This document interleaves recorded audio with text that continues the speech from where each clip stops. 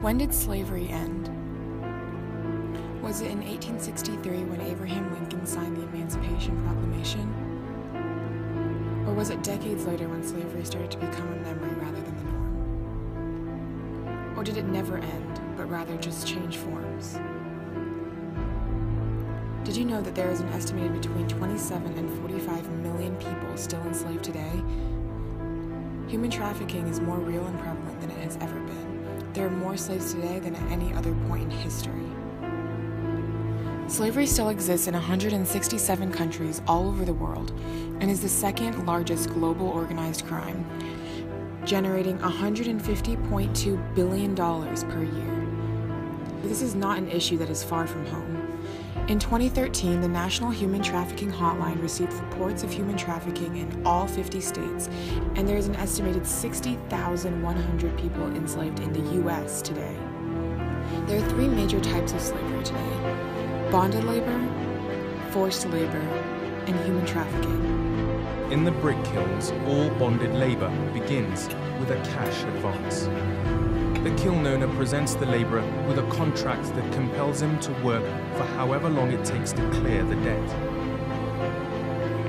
The original amount borrowed rarely seems to fall, and often increases. The debt traps the laborer and his family into a life of slavery.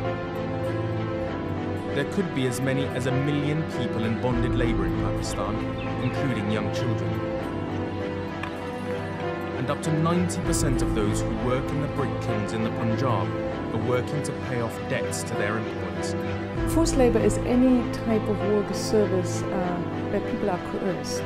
They work under conditions that they have not freely chosen, and then they cannot leave without losing, for instance, their salary, or without being threatened, or without being restricted to actually leave the place where they are. Some people call this modern-day slavery, others call it trafficking, but it's all captured by this notion of forced labor. I think when people hear the term human trafficking, they think of movement. It connotes movement. People being moved from one place to another. And in our globalized world, that is certainly a factor that's involved, that people are moved across international borders. But we've come to realize that trafficking is not just about moving people across borders, it's about exploitation. And so in that way, slavery and human trafficking are synonymous. So there are more technical ways to define it, that it's the transportation or the harboring of individuals through means of force, fraud, or coercion, and for the purpose of some type of exploitation.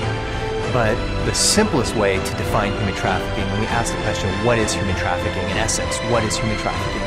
It is the exploitation of vulnerability. Human trafficking is the fastest growing criminal industry in the world.